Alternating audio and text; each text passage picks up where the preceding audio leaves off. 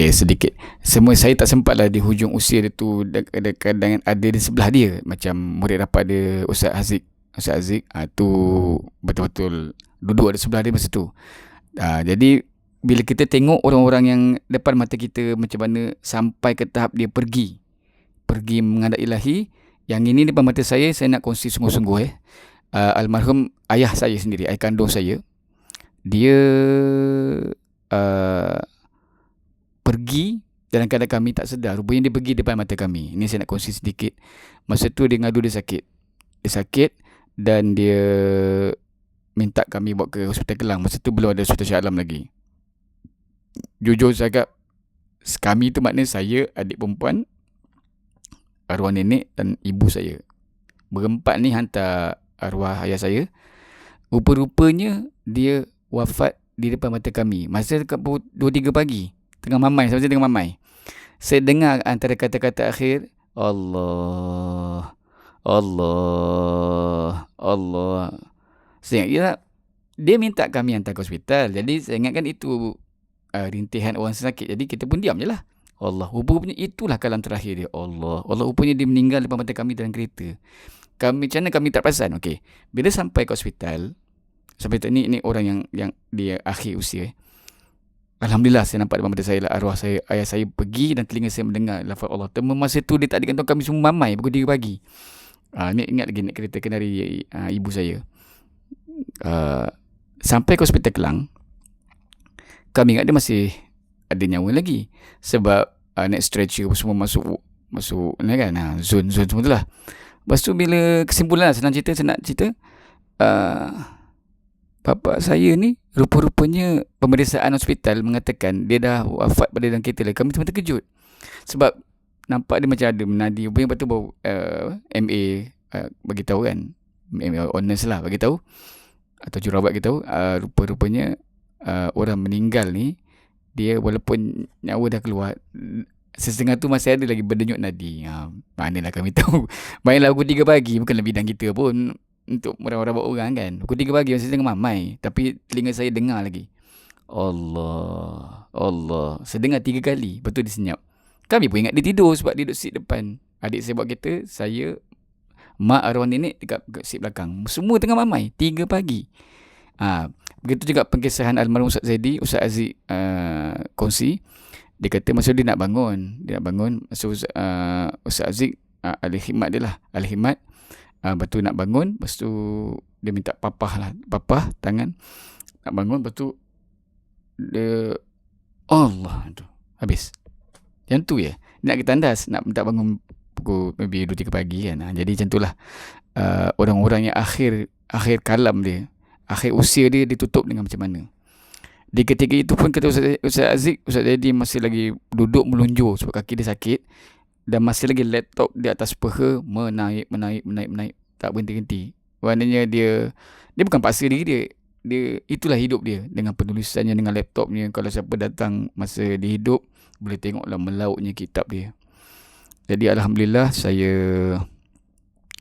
dikhabarkan oleh Dr. Alino bin Abdul Kadir, sahabat Ustaz Zaidi, perkembangan terbaru, insya-Allah akan dibuka satu ruang untuk Ustaz Zaidi di Pustaka Tun Uda, Raja Tun Uda, Library Shah Alam Seksyen 13, Pustakaan Shah Alam Negeri Selangor, Seksyen 13 di Shah Alam ni. Library dia khas untuk Ustaz Zaidi, sebelah Library Sultan. Sebelah bilik khas Sultan tu.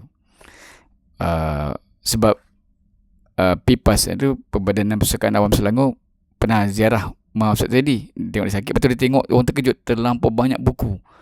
Tahun dia ziarah tu kata Ustaz Aziz, sebab dia rapat, dia sampai akhir usia Ustaz Zaidi kan. Jadi kami, lepas Ustaz Zaidi meninggal, saya banyak korek-korek kan, apa lagi yang Ustaz Zaidi, sebab saya tak sempat di akhir usia dia.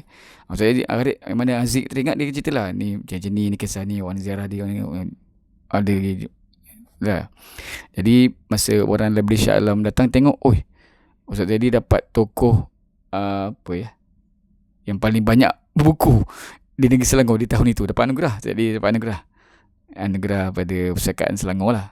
Jadi itu penghormatan lah, penghargaan orang-orang yang tahu itu nilai ilmu. Dan sekarang dengannya library tu pun akan dibuka, tapi buku tak boleh bawa balik keluar, tak boleh bawa keluar, pinjam tak boleh, duduk saja situ baca dan diam, betul tak balik. Mungkin ada orang yang mengawal dengan agak ketat lah. Jadi Alhamdulillah, saya bersyukur lah, sebab saya walaupun tak sempat sampai akhir usia Ustaz Zaidi, tapi melihatkan apa perkembangan selepas kematiannya ni, selepas pemergiannya ke rahmatullah ini, saya sangat-sangat lega lah, sebab apa yang dibuat, apa yang diperjuangkan, saya nampak depan mata saya sebelum saya berpindah ke guru yang lain. Saya nampak lah apa yang dibuat tu memang antara lain hambatan-hambatan dia lah kewangan lah, sebab dia pernah minta sumbangan zakat Selangor kan, jadi minta zakat untuk asnaf fisabilillah apa semua tu lah. Jadi dia usaha, dan ada yang golongan berhati membantu, ada je sentiasa orang nak bantu dia, sebab orang nampak hasil kerja dia. Sekali lagi, Ustaz Zaidi ni buat atas amanah restu guru dia, Tuan Guru Almarhum Tuan Guru Haji Abdullah di Pondok Lupa Tapa tu sendiri. Sebab tu pelancaran buku Hikmah Al-Ishraqi tu, saya dan kawan saya Khairul dan bersinilah, lepas tu Ustaz Azli yang memang orang Pondok Lupa Tapa tu, yang asal daripada Bukit Kuda Kelang ni. Saya tengok, kata Ustaz Azli, Tok Guru dia korbankan seekor ke 3 ekor lembu untuk majlis tu. Antara tetamu yang datang, Profesor Emeritus Osman Bakar daripada Washington University, USA. Lepas tu Dr. Alino. Lepas tu yang saya ingat lagi, Dr. Afifi Al-Akiti. Masa tu dia belum doktor lagi lah, dia bawa balik pesantren, bawa balik Morocco ke apa, tak ingat. Dia pakai tarbus. Ada gambar dia, saya bergambar dengan dia lah, tumpah gambar je lah. Kita tak sealim diorang kan. Jadi ada kenangan. Jadi tengok pertama kali ketika itulah, tahun 2004 tu, saya menjejakkan kaki ke Pondok Lupa Tapa. Sebab itu saya rasa kesan, walaupun saya bukan orang yang pondok, cuma dalam hati saya pernah tengok Ustaz Zaidi cakap tu, Alhamdulillah lah, dengan takdir Allah, di Shah Alam ni Allah hadirkan beberapa ustaz pondok yang mengajar saya. Antaranya Ustaz Basri bin Abdul Hamid, asal Kelantan, dengan dia pernah ngaji di Pondok Pasir Tumbuh, lepas tu sambung ke Syria dan Mesir. Waktu Tuan Guru kami panggil Baba Abdul Rahman, panggil Baba Man, Ustaz Man atau Baba Man, pondok di Kelantan juga. Lepas tu dia sempat sambung ke Thailand, ke Pondok Patani. Lepas tu orang pondok. Lepas tu sekarang ni lah dengan Ustaz Johari Muhammad Som pun basic pun daripada pondok. Lepas tu sambung ke Yaman lama. Dia yang Ustaz Johari memang betul-betul murid Abi Omar, sebab dia 7 tahun di Yaman. Lepas tu adalah guru-guru yang ustaz-ustaz yang saya cakap, yang di bawah perintah Syekh Yusof untuk saya mengaji guru-guru. Antara yang beberapa orang yang saya pernah ngaji lah, Ustaz Sidi Raja Mak Muklis, Ustaz Dr. Syekh Bakri Nikmat, lepas tu Ustaz Tengku Ahmad Sofi bin Tengku Abdul Rahman, panggil Ustaz Mus'ab.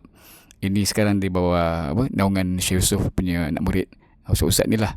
Jadi saya macam Ustaz Mus'ab ni antara yang paling rapat link dengan Ustaz Zaidi. Dia orang Terengganu. Bila Ustaz Mus'ab ni ada di Terengganu, bila Ustaz Zaidi balik ke kampung dekat Paka tu, dia akan jumpa Ustaz Mus'ab kan. Betul, Ustaz Mus'ab pun rajin pula bawa Ustaz Zaidi baca kitab sanad di madrasah dia pula. Jadi tautan tu kuat lah. Sampai sekarang tadi pun saya call tadi Ustaz Mus'ab, tanya ada beberapa ni lah, sebab Ustaz Mus'ab tu rapat dengan Ustaz Zaidi. Dan sekarang Ustaz Mus'ab pula dalam golongan murid-murid ustaz-ustaz yang di bawah naungan guru kami lah, Syekh Yusuf Bakhur Al-Hasani, Syekh Yusuf bin Muhyiddin Rik Al-Bakhur Al-Hasani hafizahullah ta'ala. Jadi inilah yang saya nak kongsikan, bahawa bila kita manfaatkan masa yang sebaik-baiknya, mudah-mudahan yang sekarang ni kita hadapi, duduk dengan orang-orang soleh dan orang ilmu, di akhir tu mudah-mudahan ada menjadi tiket untuk kita menuju husnul khatimah. Untuk Ustaz Zaidi tu, dia nak wafat senang je. Dia pergi macam mana tah, kata Ustaz Aziz, dia nak angkat badan lah, nak pergi tandas sebenarnya, nak buang air. Lepas tu Allah bung tu. Belah kiri dia Ustaz isteri dia, dah silap, belah kanan isteri dia, belah kiri Ustaz Aziz duk dia masih bodoh tingkat situ kat jam 7. Tu detail kisah dia, macam Allah senangnya pergi. Macam ayah saya lah, Allah punya meninggal dalam kereta. Kami pun tak sedar. Kalau tak ada maklumat perubatan tu, kami pun tak tahu punya dia meninggal dalam kereta lagi.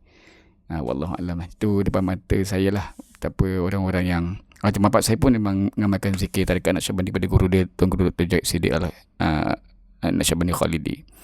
Sekian perkongsian, wabillahi taufiq wal hidayah. Assalamualaikum warahmatullahi wabarakatuh.